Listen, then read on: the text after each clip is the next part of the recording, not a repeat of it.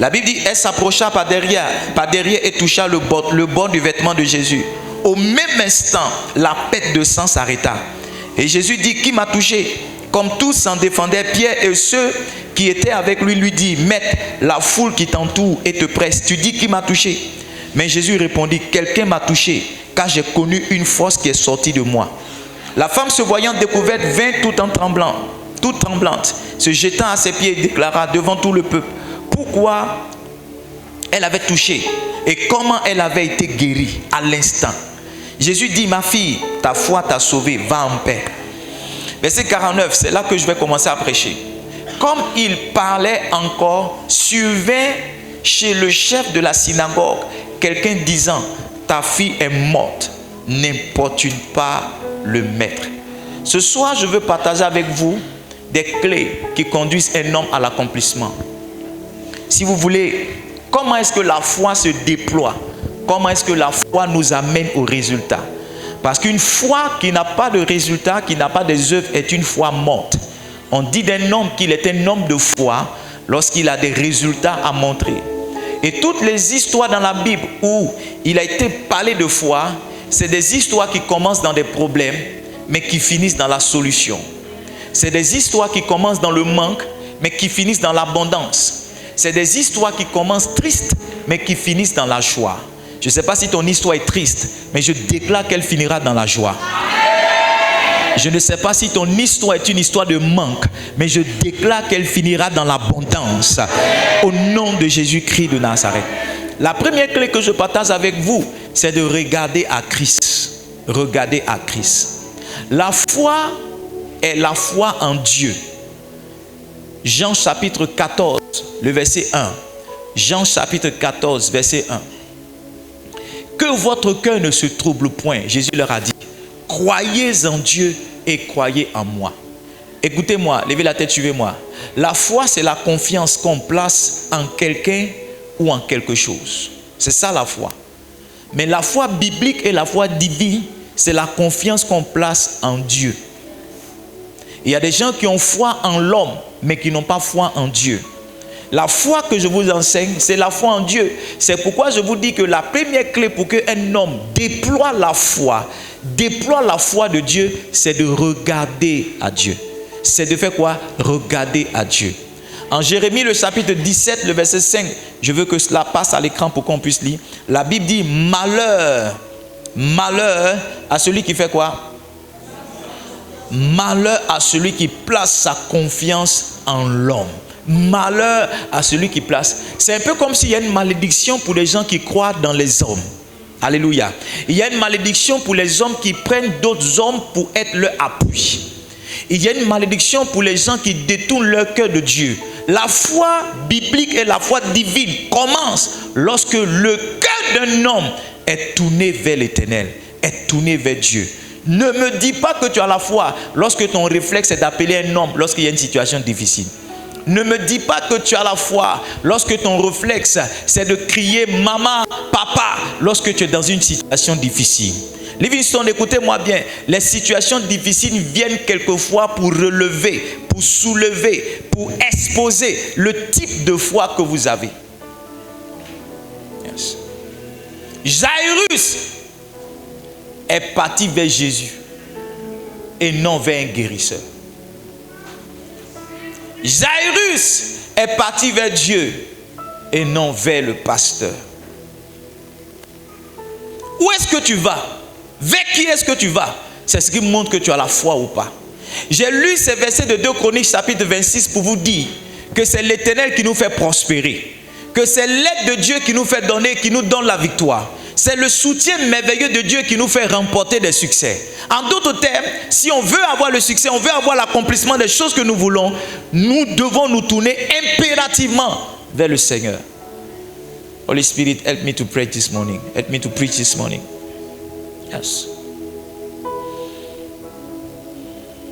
Vers qui est-ce que tu te tournes quand la situation est compliquée?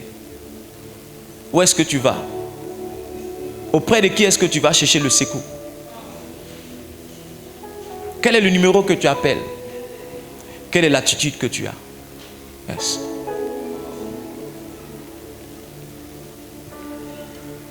C'est ça qui montre que tu as la foi ou pas. L'accomplissement commence lorsque on regarde au Seigneur, à lui et à lui seul. Je vais vous donner un autre verset. Psaume chapitre 118, le verset 19. Psaume chapitre 118, verset 9. Psaume chapitre 118, j'ai dit verset combien? Verset 9. Psaume chapitre 118, verset 9. Can we have it? Mieux vaut chercher un refuge en l'Éternel que de se confier aux grands.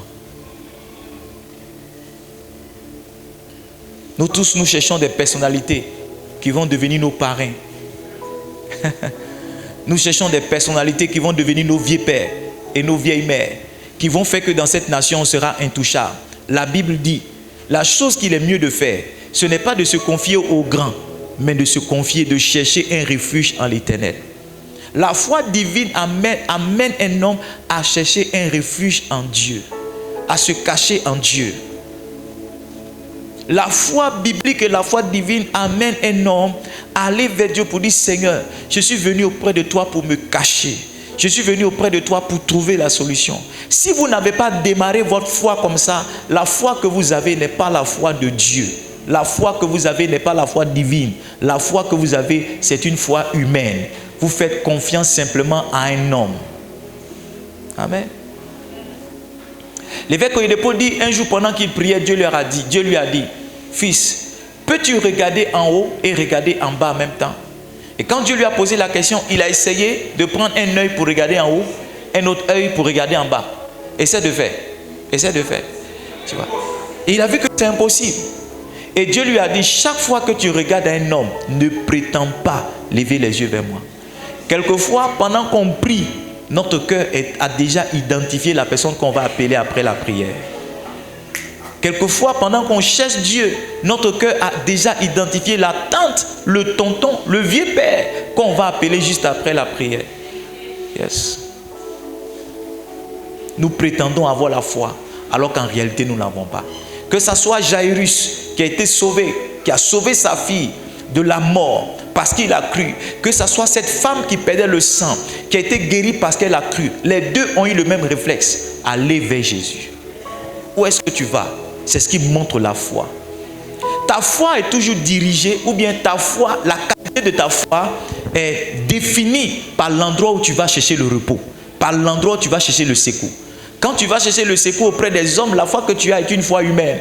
Mais quand tu vas chercher ton secours, quand tu vas chercher ton soutien auprès de Dieu, la foi que tu as, c'est cette foi-là qui est divine, c'est cette foi-là qui est biblique. La deuxième clé que je partage avec toi pour arriver à l'accomplissement, c'est de croire seulement. C'est de faire quoi? Croire seulement. La foi veut dire deux choses très essentielles. La première chose, c'est admettre ou bien accepter. Quand quelqu'un croit en quelque chose, il admet que la chose est vraie. Quand quelqu'un croit en quelque chose, il accepte que c'est vrai. Par exemple, une histoire en laquelle tu ne crois pas, c'est une histoire que tu n'acceptes pas. C'est pas ça? Un fait en lequel tu ne crois pas, c'est un fait que tu n'admets pas. La deuxième définition de la foi, c'est penser qu'une chose est possible. Penser qu'une chose est comment? Et donc, pour croire seulement, tu dois penser que la chose là, c'est possible. Et si je dis croire seulement, ça veut dire trois choses très importantes. Ça veut dire que admettre que la chose est possible est la seule chose que tu dois faire. C'est pas ça? Seulement, ça veut dire la seule. C'est pas ça? Donc, quand je dis croire seulement, ça veut dire c'est la seule chose que tu dois faire.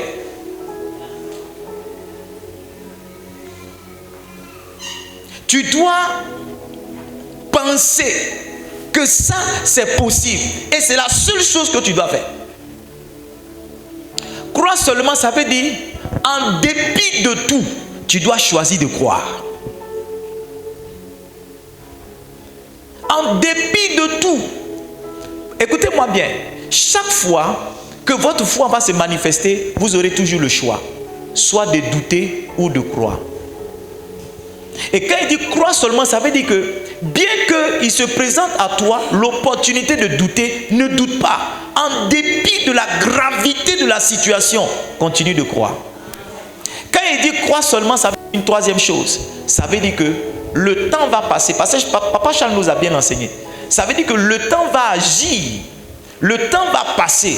Mais la seule chose que tu dois garder pendant tout ce temps-là, c'est ta foi. Parce que la foi n'est pas toujours dans l'instantané. Dans les histoires que nous avons lues tout à l'heure, la Bible dit à l'instant, la femme a été guérie. À l'instant aussi, la fille de Jairus s'est levée. Mais la foi n'est pas toujours dans l'instantané. Yes. La foi n'est pas toujours dans quoi? Dans l'instantané. La foi n'est pas toujours dans l'instantané. Donc tu dois croire seulement. Tu dois faire quoi? Yes. Croire seulement. Premièrement, j'ai dit tu dois faire quoi? Tu dois regarder à Christ. Deuxièmement, j'ai dit tu dois faire quoi? Yes. Tu dois croire seulement. Croire seulement. Croire seulement. C'est compliqué, mais croire seulement. C'est un conseil quelquefois difficile à donner à quelqu'un qui passe par des difficultés. Papa, je viens de perdre mon travail. Crois seulement. Ne t'ai-je pas dit que si tu crois, tu verras ma gloire. Tu verras se manifester dans ta vie. Ne t'ai-je pas dit que si tu crois. C'est ce que Jésus a donné comme conseil aux sœurs de Lazare. Pendant qu'elles criaient, il lui a dit, croyez seulement. Croyez seulement. Croyez seulement. La seule chose. Livingstone, quelquefois, croire, c'est la seule chose que tu peux faire. Tu ne peux pas agir sur la situation directement. Tu ne peux pas changer. Par exemple, ton fils est perdu. Comment tu le retrouves dans la Côte d'Ivoire? Qu'est-ce que tu peux faire? Il y a des situations devant lesquelles toi-même, tu as les mains liées. Tu sembles être incapable. Tu sembles être sans pouvoir. Mais en réalité, il y a une seule chose que tu peux faire qui est plus puissante que tout ce que tu peux tenter de faire. C'est croire seulement. Croire seulement. Je prie qu'aucune situation de ta vie ne vienne ôter ta foi, ne vienne prendre ta foi. Croire seulement. Vous savez, le vendredi, quand on était là et que le temps a commencé à être bizarre, la seule chose que j'ai faite, c'est de croire seulement. J'ai menacé la pluie.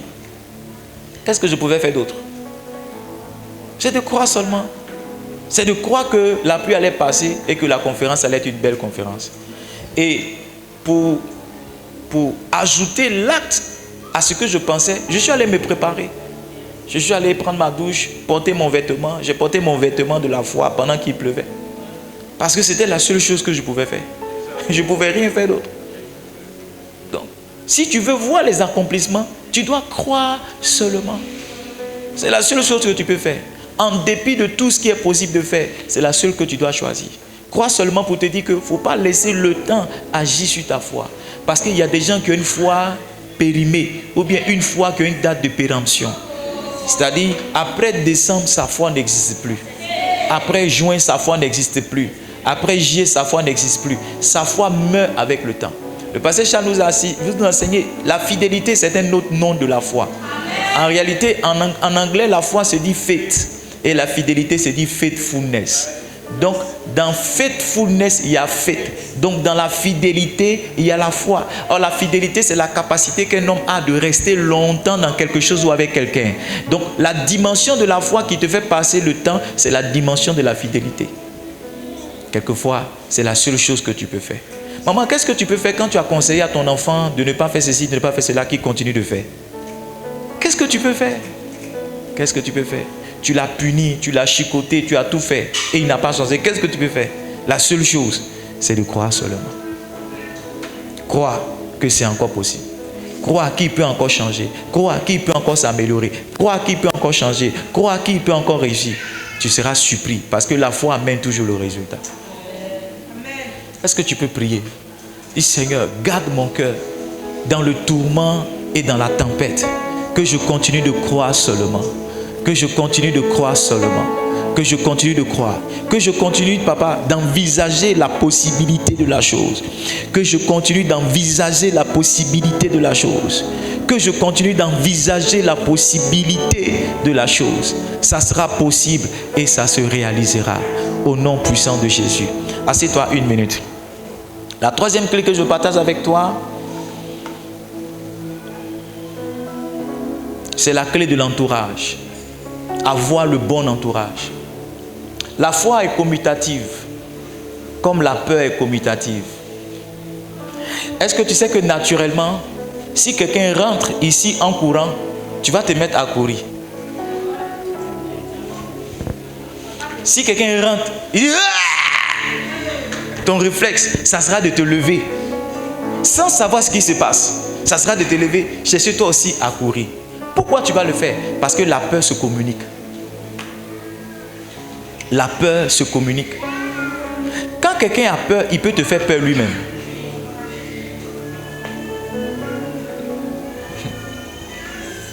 Quand quelqu'un a peur, il peut te décrire la situation qui l'effraie, que toi-même tu vas commencer à avoir peur. En d'autres termes, quand quelqu'un a la foi, il peut te communiquer sa foi. Quand quelqu'un croit, la Bible dit en Psaume le chapitre 1, le verset 1, heureux l'homme qui ne marche pas selon le conseil des méchants, qui ne s'arrête pas sur la voie des pécheurs et qui ne s'assied pas en compagnie des moqueurs. Il y a une chose à laquelle vous devez faire très attention, la compagnie que vous avez dans la vie. Quelqu'un a dit, on devient ce qu'on devient dans la vie pour deux raisons principales, la compagnie qu'on a et les livres qu'on lit. Votre compagnie agit clairement sur ce que vous devenez. Votre compagnie. C'est pourquoi la Bible a dit en 1 Corinthiens chapitre 15 de verset 33, il dit ne vous y trompez pas, les mauvaises compagnies corrompent les bonnes mœurs. Ça veut dire que si tu es un homme de foi, que tu marches avec les peureux, tu vas finir par être un peureux. Si tu es un homme de foi, que tu marches avec des gens qui remettent en cause la foi de Dieu, tu vas finir par être quelqu'un qui doute. Pourquoi je dis ça? Suivons l'histoire ensemble de Jairus. La Bible dit, verset 51, la Bible dit que lorsqu'il fut arrivé à la maison, il ne permit à personne d'entrer avec lui. La Bible parle ici de Jésus. Si ce n'est à Pierre, à Jacques et à Jean, et au père et à la mère de l'enfant. Quand il rentre dans la maison de Jairus, les gens sont en train de pleurer. Quand il rentre dans la maison de Jairus, le décor auquel il est assis, c'est un décor de deuil. Et s'il veut rester dans ce décor-là, lui-même qui est venu le sauver, il n'aura pas la force de le sauver. Et il trie les gens qui doivent rentrer avec lui dans la chambre. Il trie les gens qui doivent rentrer avec lui. Parce que si parmi ces personnes-là, il envoie quelqu'un qui doute, il envoie quelqu'un qui ne croit pas, ça va mettre en cause l'action qu'il veut poser. Livingstone, si vous marchez avec des hommes de foi, vous deviendrez un homme de foi. La Bible dit en Proverbes chapitre 13, verset 20, je veux que ça apparaisse à l'écran. Celui qui marche avec les sages devient sage. On devient comme celui avec qui on marche. Si tu marches avec un homme de foi, tu deviendras un homme de foi. Maman, tu ne peux pas marcher dans l'accomplissement si les gens qui t'entourent sont des gens qui doutent. Tu ne peux pas marcher dans l'accomplissement si tes camarades, tes amis, chaque fois que tu envoies une idée, la seule chose qu'ils voient, c'est la difficulté. Chaque fois que tu envoies un projet, la seule chose qu'ils voient, c'est la limite. Chaque fois que tu envoies une idée extraordinaire, la seule chose qu'ils envoient, ce sont les difficultés. Tu n'iras nulle part avec eux. La foi se communique. Yes. On devient un homme de foi en marchant avec des hommes de foi. Un homme de Dieu a dit en me présentant, il a dit le pasteur Aïe me challenge. Il dit me challenge. Il dit me challenge. Il dit Bishop, tu n'as pas idée de la bénédiction que tu as avec moi. Quand je vois ce que Dieu fait avec toi en si peu de temps, je suis encouragé à faire un peu plus. En d'autres termes, si tu n'étais pas là, je n'aurais pas eu l'encouragement que j'ai. Il y a des gens qui sont un encouragement dans vos vies. Il y a des gens qui vous poussent à l'action. Il y a des gens qui vous poussent à rester, qui vous amènent à rester positif. Il y a des gens qui vous amènent à rester positif, à continuer de croire que c'est possible. Il y a des gens, lorsqu'ils sont présents, ils vous donnent la force. Mais il y a dans certains qui ont la facilité de vous faire pleurer et de vous faire abandonner.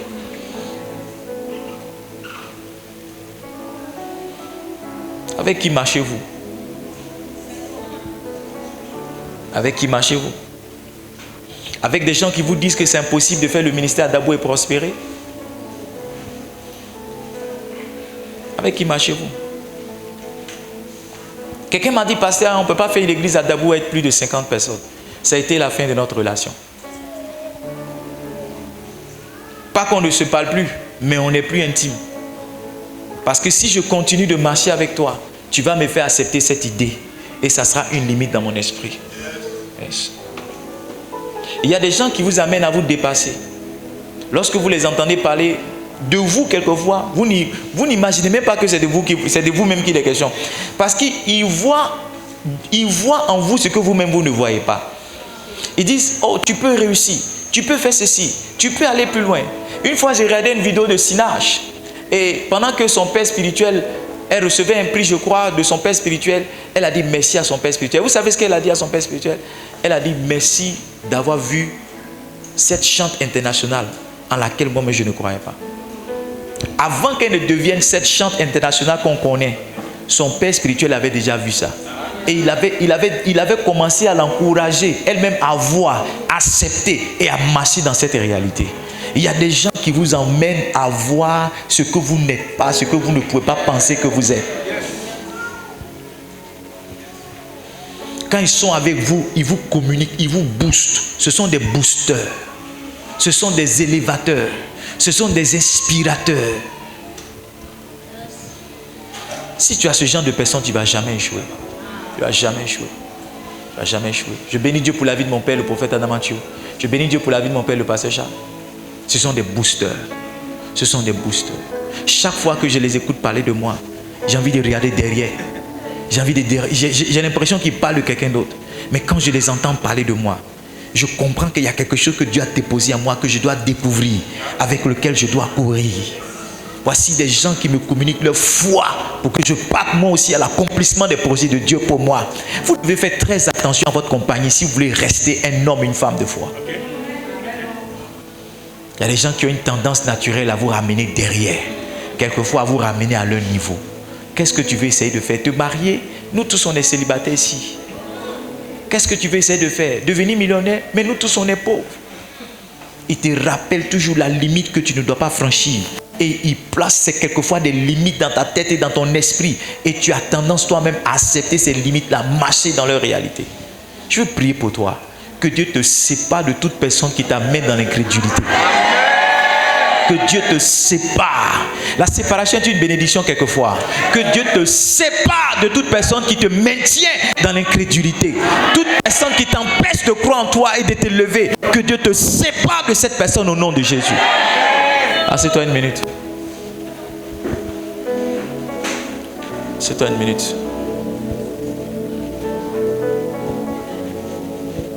Jésus avait ses disciples, mais n'est pas rentré avec tous chez Jairus. Quelqu'un comme Thomas? Quelqu'un comme Thomas? Jésus faisait... Vous n'allez jamais voir le nom de Thomas dans les choses importantes de Jésus. Là où il y a des réunions importantes, des décisions importantes, Thomas n'est pas là. Parce que si Thomas est là, il va dire, mais et si maintenant il ne ressuscite pas? Ce n'est pas la honte qui a tombé sur nous. Oui, c'est ce qu'il va dire. Il y a des gens qui sont comme ça. Quand tu fais quelque chose, je vais dire, et si maintenant?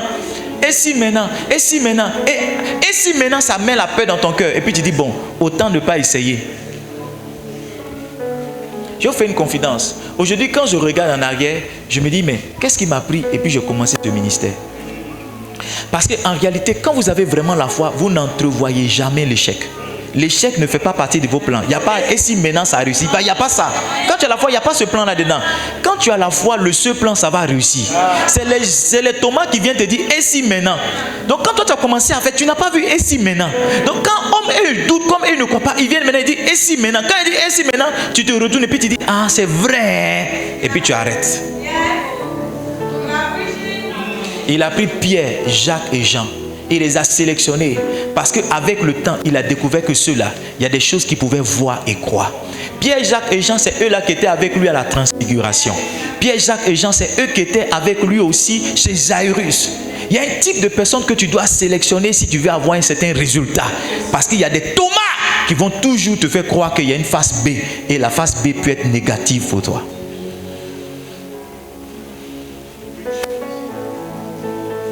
C'est pourquoi on ne confie pas ses projets à tout le monde. On ne confie pas ses projets à tout le monde. Il y a des gens qui ont la force de démanteler les projets et les faire avorter par les discours et par les commentaires.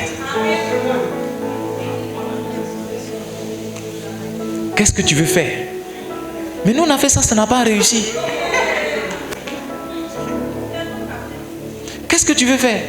Mais ça, là, moi, j'ai fait. Ma petite aussi a fait, ça n'a pas réussi. Ça ne réussit pas, hein. Et puis tu prends ton projet, tu jettes. Et si maintenant? Leur nom, c'est et si maintenant? Et si maintenant? Ce que tu fais là, et si maintenant? Et si maintenant? Et si maintenant? J'ai dit, je vais laisser le travail pour être pasteur à plein temps. Et si maintenant? L'église, ça ne marche pas. Et si maintenant, pasteur Fabrice, et si maintenant ça ne marche pas? Et si maintenant les gens ne viennent pas? Et si maintenant les gens ne te donnent pas de dîme? Et si maintenant les gens ne te donnent pas d'offrande? Comment tu vas t'occuper de ta femme? Tu dis, je n'avais pas pensé à ça. C'est vrai. Attends, il va continuer. Tu vois? Et si maintenant? Abat les et si maintenant. Que Dieu te sépare des et si maintenant. Que Dieu te sépare des et si maintenant. Et si maintenant. La quatrième clé que je veux partager avec toi, on voit ça dans l'histoire de... La Bible dit au verset 53, verset 52 d'abord. Tous pleuraient et se lamentaient sur elle. Alors Jésus dit, ne pleurez pas, elle n'est pas morte, mais elle dort. La différence entre les gens qui ont la foi et ceux qui ne l'ont pas, c'est comment ils perçoivent les choses. La perception des choses. C'est voici ce qui fait la différence entre ceux qui ont la foi et ceux qui n'ont pas. Jésus dit, elle dort. Les autres disent qu'elle est morte. Et parce qu'ils ont perçu la mort, ils pleuraient. La perception, c'est ça qui définit votre attitude. Dans une même situation, vous pouvez voir certaines personnes qui pleurent et d'autres qui rient. Pourquoi? Parce qu'elles n'ont pas la même perception. Un problème peut venir vers toi. Toi, tu vois le problème comme étant ta fin. Quelqu'un d'autre peut le voir comme étant un tremplin. Un tremplin, c'est le mécanisme géant comme ça qui permet souvent à des vélos ou bien des gens de prendre de l'élan pour aller plus loin. Donc, quelqu'un peut voir une situation comme étant une fin. Un autre peut dire non, c'est une possibilité pour moi d'aller encore plus haut. Comment tu perçois les choses? Comment tu perçois les choses? Comment tu les identifies? Comment tu les apprécies? Comment tu les reçois? Voici ce qui fait la différence. Oh, je suis mort. C'est ce qu'on dit. Quand un problème arrive, on est foutu. Je suis mort. C'est ma fin. C'est fini pour moi. Il y a quelqu'un qui dit non. Ça, si ça arrive comme ça, c'est qu'il doit avoir quelque chose de différent. La Bible dit qu'un homme qu'on appelle Goliath, il vient s'attaquer à Israël pendant 40 jours. Et un jeune homme de 17 ans du nom de David, il arrive sur le champ de bataille. Et puis, il voit quelqu'un de 3 mètres en train d'insulter le peuple. Et les gens disent, oh, c'est pour jeter l'opprobre sur Israël que ce gars est venu. Pendant ce temps, il pose la question, qu'est-ce qu'on donnera à celui qui le tuera? On dit, on donnera des richesses. Le roi va donner sa fille. Et puis, le roi va affranchir sa famille, la maison de son père. David, il a vu le combat contre Goliath comme une opportunité. Pendant que les autres étaient apeurés, pendant qu'ils ne voulaient pas avancer, pendant qu'ils avaient peur, lui s'est dit, voici l'opportunité rêvée pour moi d'être le gendre du roi. Voici l'opportunité pour moi rêvée d'avoir des richesses sans avoir une entreprise. Voici l'opportunité rêvée pour moi de sortir mon père et la maison de mon père de l'esclavage en Israël. Et David est parti affronter Goliath. C'est la perception qui définit nos actions. Comment tu vois une situation, c'est ce qui définit comment tu agis. Tu vois une situation, c'est ce qui définit comment tu agis. J'ai appris à comprendre qu'il y a toujours un bien dans un mal. Il y a toujours un bien dans un mal. Si une femme peut souffrir, ressentir du mal parce qu'elle est en grossesse, elle est sur le point d'accoucher. Quand les douleurs passent, et même quand les douleurs ne sont même pas encore passées, que l'enfant passe, elle attrape l'enfant, elle oublie toutes ses douleurs. Il y a toujours un bien. Si tu n'as rien retenu ce matin, Christ, il y a toujours un bien dans un mal. Il y a toujours un bien dans un mal. Il y a toujours un bien. Le pasteur Charles dit, Dieu ne permettrait pas qu'un mal vous arrive si un bien n'en sortirait pas. Ça veut dire que derrière tous les maux qui peuvent vous arriver se trouve un bien. Joseph a dit, vous avez médité de me faire du mal. Genèse chapitre 50 verset 20. Il dit, vous avez prévu de me faire du mal. Vous avez projeté de me faire du mal. Mais à la fin, Dieu l'a changé en un bien. Comment tu perçois? Comment tu perçois? Comment tu perçois? C'est toi qui donnes le sens à ce que tu vis. C'est toi-même qui donnes le sens à ce que tu traverses. Tu peux donner comme sens à ce que tu traverses. Tu peux dire c'est la fin. Et puis pour Dieu, ça peut être le début. Tu peux dire, oh, c'est la mort. Mais pour Dieu, ça peut être le sommeil. La dame était morte, mais Jésus a dit, elle dort. Il a appelé la mort de quelqu'un un sommeil. Comment tu appelles le problème par lequel tu passes? Voici ce qui fait la différence entre ceux qui sont toujours joyeux et ceux qui sont tristes quelquefois. Voici la différence entre tous ceux qui sont toujours focus et ceux qui ont perdu l'espoir, ceux qui ont perdu l'espérance. Yes. Au stade où je suis arrivé, toutes choses concourent pour mon bien. Je vous assure. Au stade où je suis arrivé, toutes choses concourent pour mon bien. Quel que soit ce qui va m'arriver à la fin, je vais acclamer le Seigneur pour ça. Et c'est ma perception de la finalité qui me permet de traverser le désert, qui me permet de traverser la souffrance. Comme j'ai déjà identifié la fin comme un bien, j'ai la force pour tenir dans les naufrages et dans la tempête. Tous ceux qui sont appelés par Dieu, tous ceux qui sont prédestinés, il permet que tout ce qui leur arrive concourt à leur bien. Aujourd'hui, ma vie est un prodige. Et à 10 ans de cela, je ne pouvais pas m'imaginer que ça aurait été le cas. Tout ce qui m'est arrivé a contribué à l'homme de Dieu que je suis aujourd'hui. Vous ne pouvez pas marcher dans l'accomplissement si vous ne savez pas percevoir les choses que vous traversez. Ah, papa, il m'a laissé. Mon fiancé m'a laissé. Je suis morte. Qu'est-ce que je deviendrai? Dieu t'a délivré. Il n'a pas cassé ton cou. C'est une délivrance. Ouais, c'est une délivrance. Ah, papa, j'ai perdu mon travail. Qu'est-ce que je vais devenir? Tu as perdu ton travail, c'est vrai. Mais Dieu va t'apprendre comment gérer l'argent. Comment gérer 1000 francs par jour. Avant, tu avais un bon travail. Tu dépensais l'argent comme tu voulais. Maintenant que tu ne l'as plus, tu commences à demander la monnaie. Hello, c'est pas ça? Tu commences à regarder bien l'argent. Avant, tu dépensais comme ça venait. Maintenant que tu n'as pas, tu dis, hey, tu as les PQ magiques. Où est la monnaie là? Garde l'argent, garde l'argent. Et puis après ça, Dieu te donne un bon emploi. Et tu deviens méticuleux dans la gestion. Quand tu dis, mais la tante, il a géré l'argent. Hein? Il ne sait pas par où tu es passé. Tu es passé par l'école de la gestion. Comment tu perçois? Comment tu perçois? Écoutez, au stade où vous êtes arrivé, il n'y a pas quelque... Dieu ne peut pas volontairement vous faire du mal si ce n'est pas pour vous aider. Et Dieu lui-même ne peut pas vous faire du mal. Il va permettre que... Il va utiliser l'action de Satan. Mais à la fin, Dieu a son plan derrière. Ce que Job a eu à la fin de sa vie, c'était 2 fois plus que ce qu'il avait au début de sa vie. Il dit, j'avais entendu parler de toi. Maintenant, mes yeux t'ont vu. Comment vous percevez ce que vous traversez? Voici toute la différence. Je vous fais une confidence. Papa m'a appelé. Il m'a dit, écoute, ma voiture est chez le concessionnaire. Donc, est-ce que je peux avoir une voiture à Dabo qui va me déplacer une fois que je viens? J'ai dit, oui, papa, on peut trouver une voiture. Il dit, bon, je vais prendre un Yango pour venir. Et puis, sur place, tu vas me trouver une voiture qui va me permettre de quitter l'hôtel pour venir. Ce n'était pas dans nos plans. C'était pas dans nos plans. Mais j'ai vu ça comme une opportunité. J'ai dit, non, Dieu me donne de faire quelque chose qui a marqué cet homme. J'ai appelé son protocole. J'ai dit, il y a une voiture qui va venir vous trouver dans 1 heure. Parce que je ne vois pas quelle voiture on peut louer à Dabo qui ressemble à ce monsieur-là.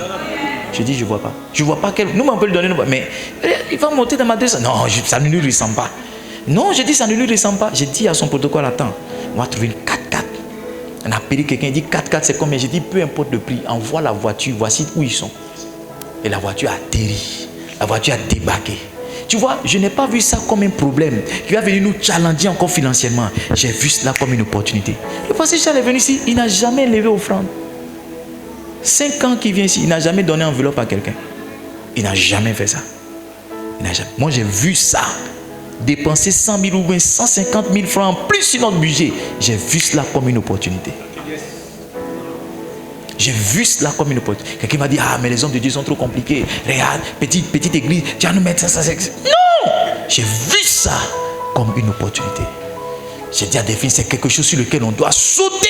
C'est quelque chose sur lequel on doit aller de l'avant. On doit saisir, on doit attaquer le cœur de ce monsieur. Il doit comprendre qu'il a des enfants qui sont prêts. Tu as débarqué. Je suis sûr que quand son protocole a dit c'est le pasteur qui a loué la voiture, je suis sûr que quelque chose est arrivé dans son cœur. Je suis sûr que quelque chose est arrivé dans son cœur. Je suis sûr que quelque chose est arrivé dans son cœur. Comment tu vois ce que tu traverses? C'est ce qui fait la différence. Jairus voyait la fin de la vie de sa fille. Jésus disait, elle dormait simplement. Parce que je ne sais pas si tu as déjà vu quelqu'un qui est mort, hein, mais quelqu'un qui est mort, il est comme quelqu'un qui dort. C'est vrai, mais c'est faux. C'est la même chose. C'est pourquoi si tu n'as jamais vu un mort, tu peux dormir avec un mort pendant un jour sans savoir qu'il est mort. Parce qu'il est comme quelqu'un qui dort. Donc Jésus dit, ce que vous voyez, ce n'est pas la mort. Ça veut dire que toi-même, tu as la capacité de redéfinir ta situation. Tu as la capacité de donner le nom que tu veux à ta situation. Quelqu'un peut dire, oh, tu as perdu de l'argent. Tu dis, non, c'est de l'argent que j'ai investi. Oh, quelqu'un peut dire, mais dans l'affaire, on t'a escroqué. Qui dit, c'est pas escroquerie, c'est un investissement. Il dit, mais tu es malade, oui. La Bible dit qu'on se moquait de Jésus parce qu'il disait que la dame dormait. Laissez-moi vous dire une chose. Si vous êtes un homme de foi, on doit se moquer de vous. Parce que votre discours est quelquefois le contraire de ce que la majorité des gens pensent. Votre discours est quelquefois loin de ce que les gens pensent. Et quand vous dites quelquefois certaines choses dans certaines situations, les gens rient parce qu'ils n'entrevoient pas la possibilité. Ils ne voient pas comment ce que tu es en train de dire va se réaliser. Si on ne s'est pas moqué de toi, c'est que tu n'as pas la foi. Que tu n'as pas la foi. Ce qui me plaît, c'est que dans ce mois de décembre, ça concerne 2 personnes. Tu vas voir un accomplissement terrible. J'ai dit, tu vas voir un accomplissement terrible. Yes. Tu vas voir un accomplissement terrible. Yes. Jésus dit, ne pleurez pas, elle n'est pas morte, elle dort. Verset 53, il se moquait de lui, sachant qu'elle était morte. Il dit, ne pleurez pas. Elle n'est pas morte, elle dort. Quelle audace. Quelle audace d'appeler le sommeil, d'appeler sommeil la mort de quelqu'un. Quelle audace. Quelle audace. Quelle audace. Quelle audace. Quelle audace. Verset 54. Il a saisi par la main et dit d'une voix forte, enfant, lève-toi. Livingstone, je vais vous apprendre quelque chose et ce sera certainement le dernier point. Vous devez apprendre à déclarer sur vos situations. Yes. Un homme de foi ne se tait pas, il parle beaucoup. Hein? Si vous m'écoutez, je parle beaucoup, hein? Je tchatche. Hein? Soit mais il y a des choses, je dis, vous dites, mais papa, mais continue quoi même? Je ne fais pas exprès. Un homme de foi, il tchatche. C'est un tchatcheur. C'est un tchatcheur. Quand hier il a commencé à pleuvoir, je me suis mis à la terrasse, j'ai dit, la pluie, tu t'arrêtes. Je ne sais pas si quoi il comptait, mais j'ai dit, la pluie, tu t'arrêtes. Hey, j'ai dit, tu t'arrêtes, tu ne peux pas venir mélanger nos conférences. Quoi? Conférence on fait depuis mercredi, maintenant le pasteur est venu la prêcher matin. Non, tu t'arrêtes. Arrête-moi ce que tu fais là. Arrête-moi. Quand tu es un homme de foi, tu dois parler sur ta situation. Laisse-moi te dire que ce que tu vis a des oreilles. La nature a des oreilles. Les plantes écoutent. C'est pourquoi quand Jésus a parlé au figuier, il a dit personne ne mangera. Le lendemain, le figuier s'est asséché. Ta situation là a des oreilles. Tu dois parler sur ta situation. Tu dois prendre ton enfant et parler sur sa vie. Tu dois prendre ton frigo, ouvrir ton frigo, dire frigo. Ta manière de te comporter là, je n'aime pas. Je n'aime pas. Je n'aime pas. Tu prends ton portefeuille. Hey, est-ce qu'il y a des hommes et des femmes de foi ici? Est-ce qu'il y a des hommes et des femmes de foi ici? Tu prends ton portefeuille, tu dis, hey, je ne t'ai pas payé pour que tu sois vide. Hein. Reçois l'argent ici. Les vrais bédous magiques, c'est nous on fait ça. Oh, il dit, les vrais bédous magiques, c'est nous on fait ça. Les vrais bédous magiques, c'est nous-mêmes. Tu parles, je ne sais pas sur quoi tu attrapes la situation, tu menaces, tu chicotes la situation, tu parles à la situation, tu dis, tu me ressens. Oh, je suis en train de vous donner mes docs. Je suis en train de vous donner mes docs. Oui. Toujours. J'ai passé ici comme ça les soirs. Et puis je parle. Je dis, hey, église, tu es gazon actuellement. Je n'aime pas ça. Hein? Je n'aime pas ça. Un homme de foi, c'est un homme qui confesse. La foi se voit toujours par la qualité de ce que vous dites. La Bible dit qu'elle dit dans son cœur, si je puis toucher le pain, un homme de foi parle toujours. Parle toujours. Parle toujours. Tu ne dois pas te taire. Tu ne parles pas pour parler. Mais ce que tu dis a de la puissance et a de la valeur. Tu dois parler sur ta situation. Parlez surtout sur vos enfants. Au lieu de crier sur vos enfants, parlez sur eux. Parlez sur eux. Une bonne manière de parler sur son enfant, c'est de lui donner un bon nom. Si tous les jours tu appelles ton fils beauté, ou bien tu appelles ta fille beauté, tu n'es pas en train de voir que tu es en train d'amener la beauté dans sa vie. Tu as donné un nom du village. C'est une parenthèse. Il y a quelqu'un qui prend une balle. Tu as donné un nom du village. Tu dis c'est le nom de ton arrière-grand-père qui a découvert le champ, qui est devenu quoi. Alors que le nom de ton grand-père, ça veut dire celui qui ne peut pas. Et tu dis, tu ne comprends pas. Tu as envoyé l'enfant à l'école, mais il ne vaut rien. Il ne vaut rien. Mais tu as donné un nom, tu ne peux pas à l'enfant. Qu'est-ce qu'il va faire? Son nom, c'est tu ne peux pas. Donc tous les jours, il s'en va à l'école. Tu dis, tu ne peux pas. Est-ce que tu as pris ton déjeuner? Et puis, il va aller faire quoi là-bas? Tu ne peux pas. Est-ce que tu as pris l'argent? Tu ne peux pas. Fais attention à la route. Tu ne peux pas. Tu ne peux pas. Et tu dis, papa, il faut prier pour mon fils. Ça, vraiment, il ne vaut rien. Il ne vaut rien comment? Tous les jours, tu es en train de dire, tu ne peux pas. Tu ne peux pas. Tu ne peux pas. Tu ne peux pas. Il y a des parents ici qui doivent changer le nom de leurs enfants. Changer le nom de ton enfant. Un homme de foi, c'est un homme qui parle beaucoup. Pas parler beaucoup pour ne rien dire. Parler sur sa situation. Parler sur ta situation. Quand tu te lèves, il faut parler sur ta situation. Tu parles sur ce que tu vis. Moi, je ne suis pas comme ça. C'est pourquoi on fait des confessions. Je vous donne des confessions quand on fait des librettes. Je vous donne des confessions. Il faut un homme de foi parle. Parle. C'est qu'en général, ce que tu vis, c'est ce que tu as dit. En général, ce que tu dis, c'est ce que tu vis, c'est ce que tu as dit. Maintenant, qu'est-ce que tu as dit sur ta vie? Qu'est-ce que tu as dit sur ta situation? Qu'est-ce que tu as dit sur ton entreprise? Qu'est-ce que tu as dit sur ton ministère? Qu'est-ce que tu as dit sur ta famille? Qu'est-ce que tu as dit sur tes enfants? Toujours tu es en train de dire, oh, tu ne vas pas réussir, tu ne vas rien devenir, toi comme ça, voici son verset dans la rue. Et puis tu vas voir que ton enfant va continuer d'aller vers ce que tu as dit. Maman, papa, tu dois commencer à changer tes paroles. Un homme de foi a ses paroles qui sont attachées, alignées à ce qu'il croit. Yes. Un homme de foi, il a ses paroles qui sont alignées à ce qu'il croit. Vous allez rarement, sinon jamais me voir du haut de cette chair en train de confesser des négativités. On ne peut pas. Moi, on est toujours en train de faire quelque chose. Toujours on peut quelque chose. Toujours. Est-ce que je peux terminer mon message? Ce mois de décembre, c'est le mois de l'accomplissement de 2 personnes. Yes. C'est le mois de l'accomplissement de 2 personnes. Dieu va accomplir avec toi une chose extraordinaire. Ce que tu attendais depuis des années, tu vas voir leur accomplissement en décembre. Un de mes amis m'a dit, mais j'ai vu avec toi qu'il faut vénérer. Il faut vénérer la bénédiction. Parce qu'il était assis ici, j'ai dit non. La bénédiction que le pasteur Charles a dit sur ma vie, j'ai imprimé ça, j'ai écrit en grand caractère et puis j'ai collé ça sur mon bureau, au-dessus de mon bureau. Pourquoi? Je lui ai dit pourquoi j'ai fait ça. Habakkuk chapitre 2, le verset 1 au verset 2. Habakkuk chapitre 2, verset 1 au verset 2. Habakkuk 2, please.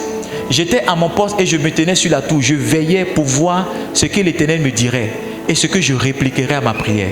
Go ahead. Verset 2. L'Éternel m'adressa la parole et dit, écris la prophétie, grave-la sur des tables. 1, 2, 3, go. Afin qu'on la lise couramment. Ce que tu lis couramment, ça injecte en toi la foi. Et ce que tu lis couramment, tu finis par le devenir. Yes. Tu finis par le devenir. Si j'ai une parole que j'ai prononcée, il faut aller écrire ça. Il faut confesser cette parole. Il faut confesser cette parole. Il faut confesser cette parole. Toutes les mauvaises paroles qu'on t'a dites depuis que tu es né, ça va sortir de ton subconscient. Tu vas imprimer d'autres choses dans ta tête. Tu vas imprimer d'autres choses dans ta pensée. Yes. Qu'est-ce que tu dis? Je ne peux pas. Tu connais Peppa Pig? Peppa Pig. On ne fait plus Peppa Pig 2 jours là. On fait toujours Peppa Pig. Ah, Némi, il a dépassé l'âge de regarder Peppa Pig. Peppa Pig, c'est votre nom. Ceux qui sont là, on ne peut pas, on ne peut pas, on ne peut pas. Peppa Pig. Tout ce que Dieu nous a dit de faire, on le peut. On le peut. Si je me tais, oui, j'apprendrai à écouter la voix du bon berger. Quand je l'entends et je comprends qu'il a payé pour ma liberté. Quand je t'ouvre mon cœur, je te vois, Seigneur.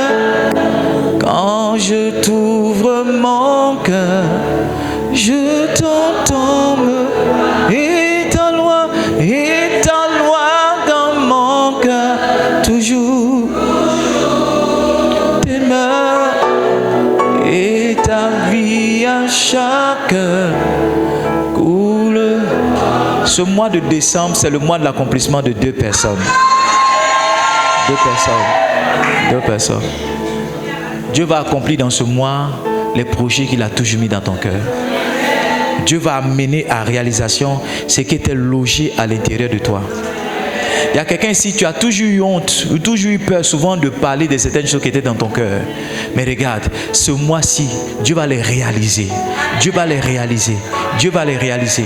Il y a des choses, lorsqu'elles se passent et qu'on te regarde comme étant l'auteur de ces choses, on n'arrive pas à matcher. On se dit non, ça ne lui ressemble pas. Ce n'est pas lui qui doit avoir un niveau de bénédiction ou bien un niveau de visitation.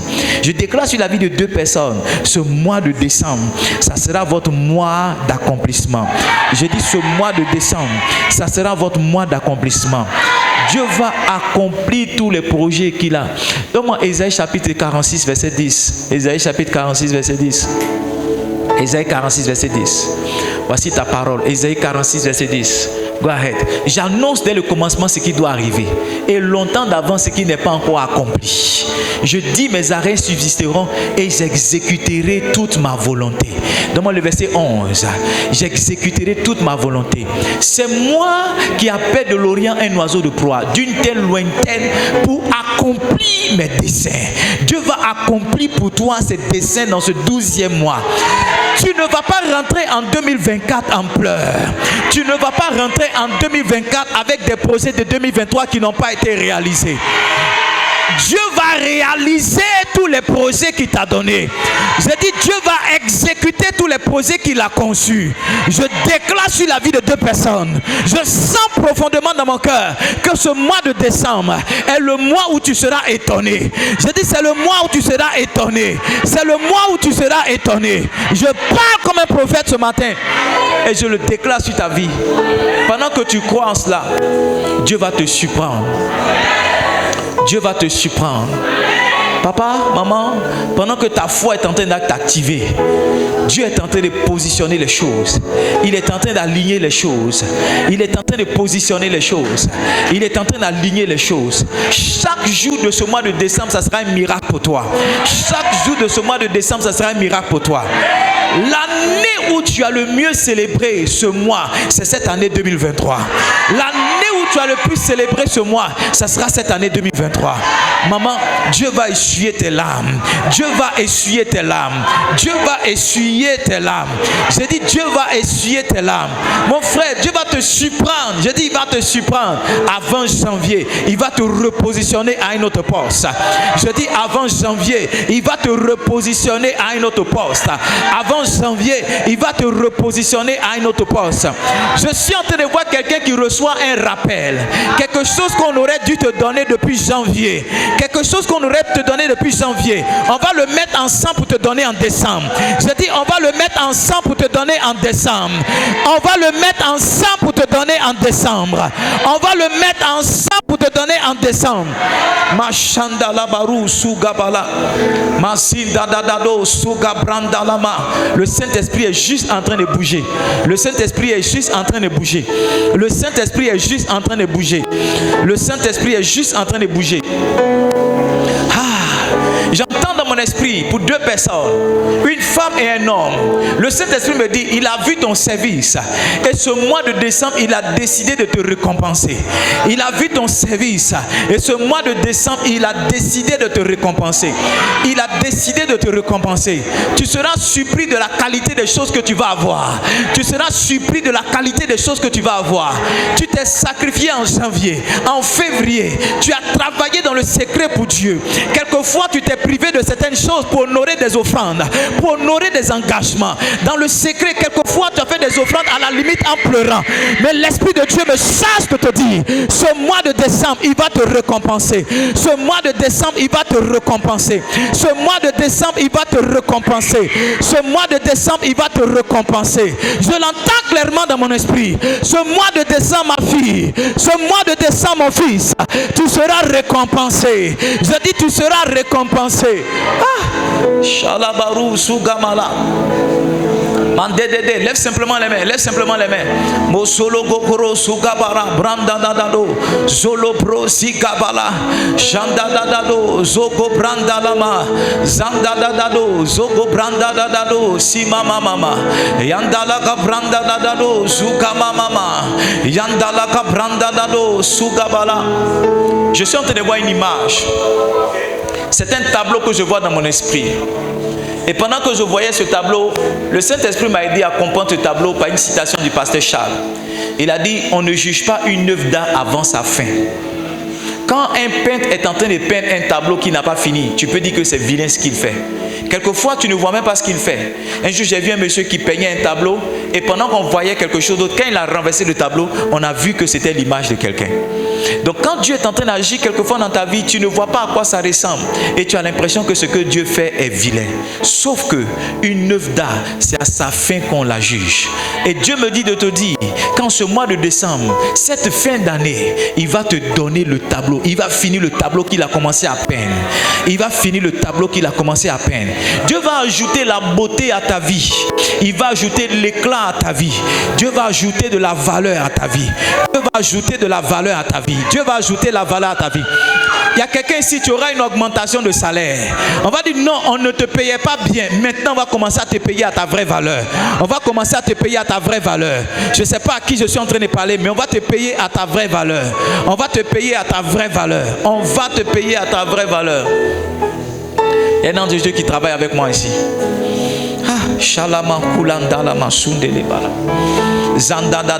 Toute forme de stérilité. J'entends l'ange de Dieu qui me dit il veut mettre fin à des stérilités. Toute forme de stérilité, connue ou inconnue, manifestée ou cachée, elle levée ce matin au nom de Jésus. Elle levée ce matin au nom de Jésus. Elle levée ce matin au nom de Jésus. Elle levée ce matin au nom de Jésus. Tout rituel de sang, tout rituel de sang, tout rituel de sang. Je vois l'ange de Dieu avec une arme. Elle ressemble à un marteau. Elle ressemble plutôt à une hache. Parce que je vois une facette qui est comme un marteau, mais je vois une autre face qui est comme une lame. Et je le vois dans mon esprit. Il est prêt à casser un autel. Je vois comme une termitière. Et il veut mettre l'âche dedans. Et il attendait à ce que je parle. C'est pourquoi je déclare que tout autel de sang qui a parlé contre toi, tout autel qui a parlé contre ta santé, qui a parlé contre ta fertilité, qui a parlé contre tes finances, ce matin est renversé au nom de Jésus. Ce matin est détruit au nom de Jésus. Ce matin est détruit au nom de Jésus. Ce matin est détruit au nom de Jésus. Il y a quelqu'un ici, quelquefois tu fais des songes. Dans le son, tu vois beaucoup de sang. Je veux prier pour toi. Tu fais des songes. Dans le son, tu vois beaucoup de sang. Tu vois beaucoup de sang. Souvent, on tue un animal avec beaucoup de sang. On tue un poulet, on tue un mouton, mais tu vois beaucoup de sang. Je veux prier pour toi. Si tu es là, je veux prier pour toi. Tu arrives de faire des songes. Quelquefois, tu te vois toi-même dans le sang. Tu vois le sang sur toi. Je veux prier pour toi. Coule comme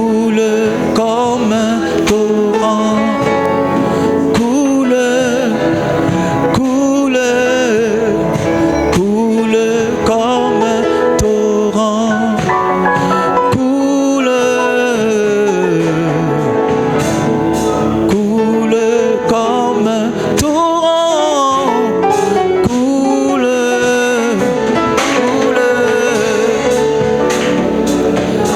Je veux prier pour quelqu'un qui a l'impression qu'il ne réalise rien.